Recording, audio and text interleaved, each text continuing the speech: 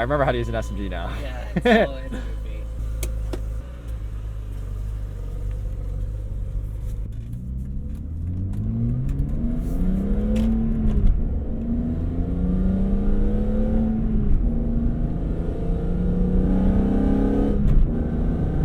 Oh, I forgot how mean this induction noise was. So we have our buddy Steven with us. We drove this car, oh, is that a couple of years ago now? It's been a while, yeah. Yeah, it's almost coming up on 2 years. That's crazy. And I was like a little kid in a candy store. I was giddy the whole time. Because this car, the induction noise, is perfect. I mean, the E46 M3 already has a great induction noise. But this car specifically, oh, the 7-tier intake. So those brakes are incredible.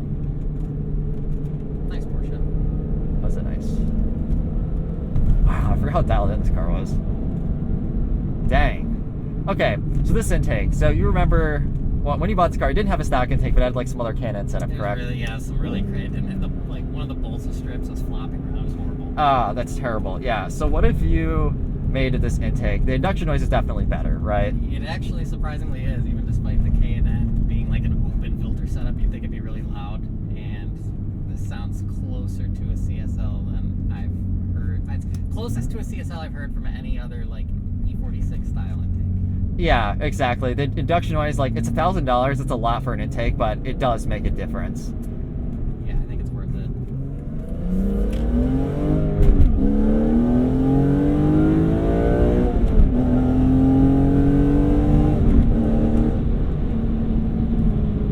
What brake pads do you have on here? These are now Hawk HP Plus. Okay, well, I know you have those crazy stop techs too, but that brake is so good. Yeah. Ah, I was late on the blip there. if you the SMG's funny. It will blip for you.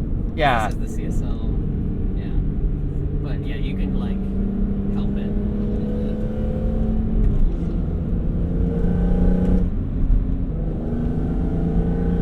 Yeah, right in the light. Oh, okay. I'm braking early with those. And you got plenty of brake. Oh yeah. Ooh, rocks. Lots of rocks.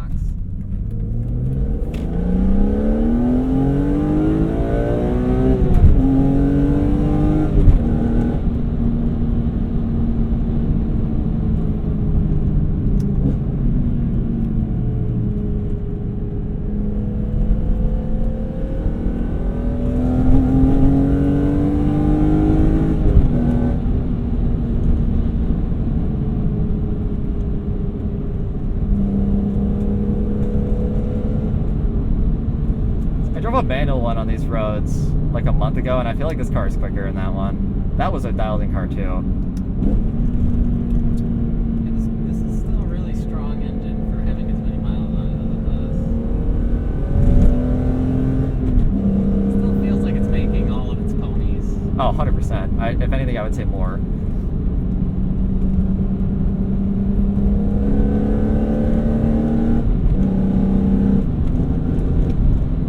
Down at 3, it still has a really nice sound. Hey, there's a Miata. Hello. Hello. They're having fun. Don't be scared by our presence. Dude. Alright, we'll try third a little bit.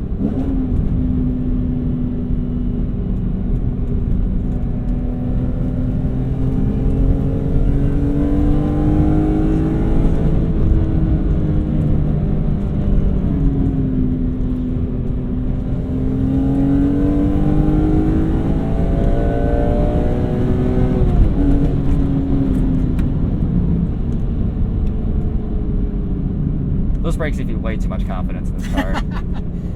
I'm like tapping the pedal and it just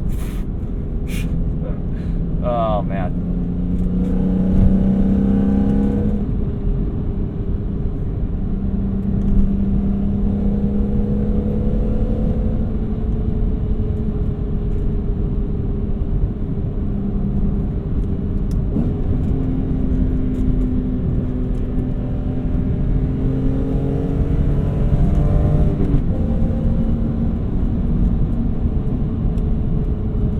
Trying to avoid all the like crappy parts of the road. It's pretty nice though overall. Oh, it is a pretty nice road. It's in good shape.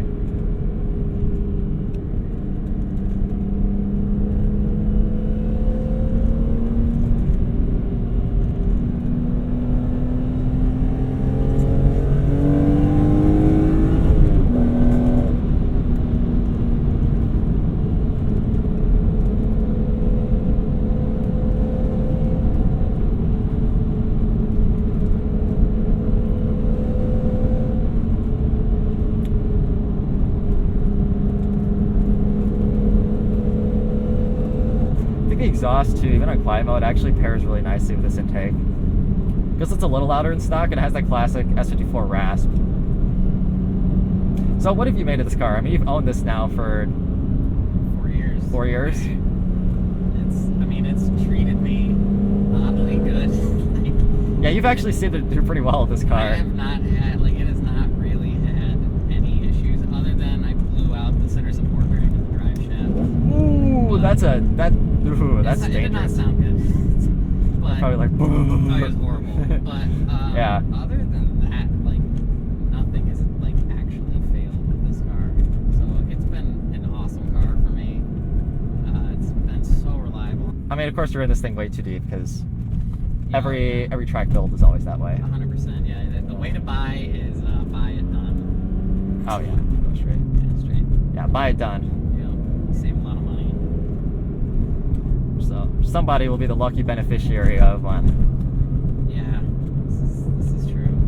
At some point, this car is it's so hard to. I do love it so much. This is the longest I've ever owned a car in my life, so that should tell you something because I've owned 9 cars now. And I think we're at the same number, or maybe you're one higher. and this is 4 years. The next closest is 3 years. I had an R53 Mini Cooper S for 3 years. That car was a riot. Solid car. Very underrated. Yeah, this thing is so dialed in. Right, so if I pull back towards me, it's upshift. If I push towards me, it's down, or push away. Yep, it's the correct direction. Correct direction, motorsport direction. Yep.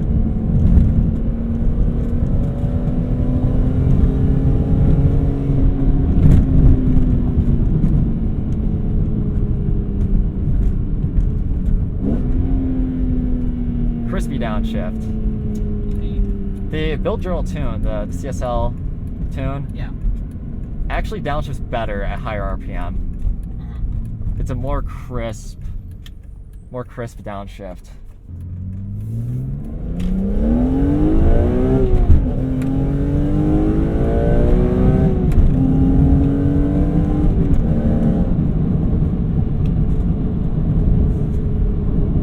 The S54 is such an emotional engine. When you put that intake on there, it really comes alive.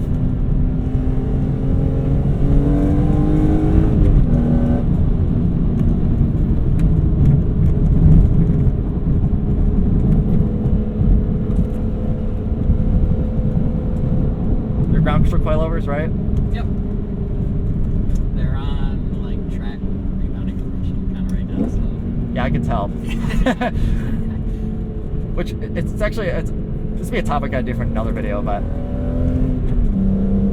on street roads, having track parts is actually sometimes detrimental. 100%. It's like on that road back there, the car really wanted to. Mm-hmm. Oh, 100%. I had to grip the wheel. Yeah, I was confident in it. I was very confident. But on a street car, when it has the rubber, softer suspension, whatever, you kind of just soak all of it up and keep going. You want compliance. You want compliance, right?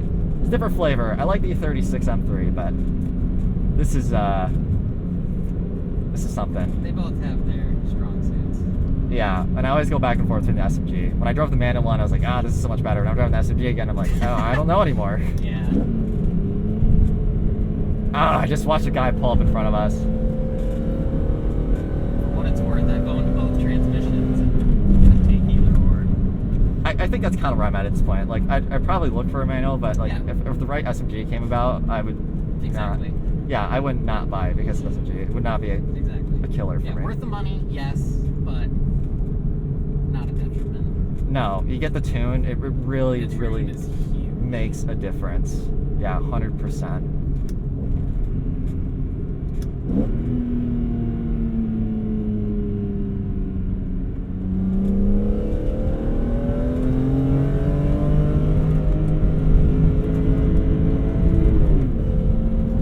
nice too about the S54 is because you have such a high red line on the street, you have room to wring out the gears. I mean, down low doesn't make too much torque, but basically from 4 to 8,000, you have torque. So you could be anywhere in that range, and you're golden. So if you want to use second gear like that, you can. Like I said, surprisingly, have not. How this car has not been on a tow truck in 4 years.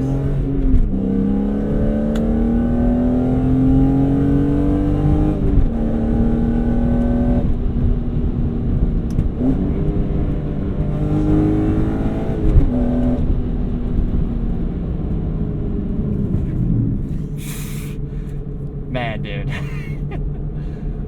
Oh, those are so great. The Hawk HP Plus pads. I might actually try that on my M3. Smaller calipers, not gonna have quite the same bite, but you know. They'll work just fine. Yeah. Well, the E36 is also a lighter car, and Exactly. I feel like that would be enough pad. Does FCP carry these pads?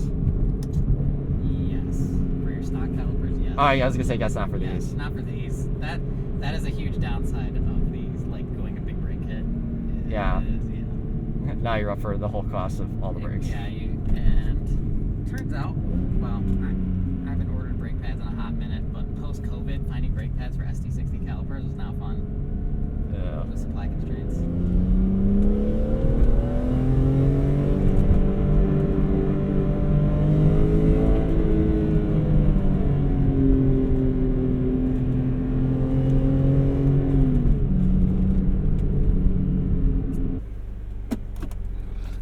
There's one advantage to the SMG. Beep, beep, beep. Oh, wait, just it stops? The curb is so low, it probably Oh, lost. yeah. I don't know. It's old. It's like, the curb's not there anymore, you It's not know. there anymore. Keep going.